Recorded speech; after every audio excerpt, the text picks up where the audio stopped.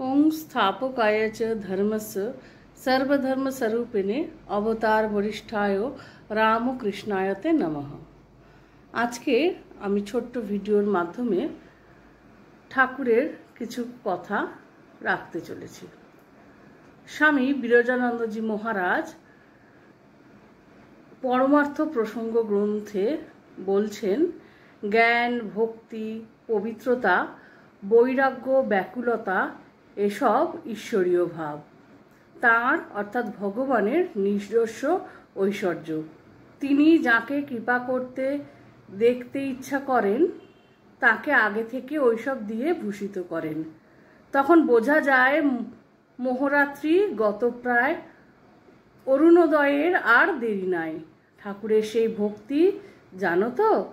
প্রজার কাতর প্রার্থনায় জমিদার তার বাড়িতে যেতে রাজি হলেও ও তার ব্যবহার্য কিছু আসবাবপত্র প্রজার বাড়িতে পাঠিয়ে দিলেন, কারণ সে গরিব মানুষ, ওইসব বহুমূল্য জিনিস কোথায় পাবে?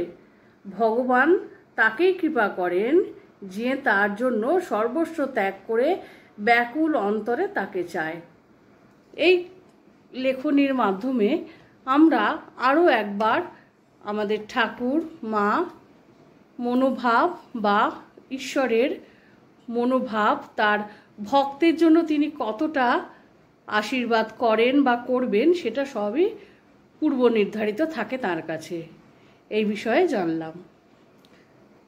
আশা করি ছোট্ট ভিডিওটি আপনাদের ভালো লেগেছে, কারণ এই ছোট্ট ছোট্ট কথার মধ্যে দিয়েই আমরা আমাদের দৈনন্দিন জীবনে আরও একটু নিজেদেরকে অগ্রসর হতে পারবো, সঙ্গে করে আরও পাশাপাশি যারা আমাদের সঙ্গে আছে তাদেরও কিছুটা হলেও এগিয়ে নিয়ে যেতে পারবো, এই আশা রাখি।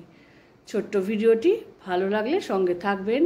শ্রী শ্রী ঠাকুর, মা, স্বামীজি, আমার গুরু মহারাজ এবং অন্যান্য মহারাজের শ্রীচরণে শত কোটি প্রণাম নিবেদন করে আজকের এই অবধি রাখছি।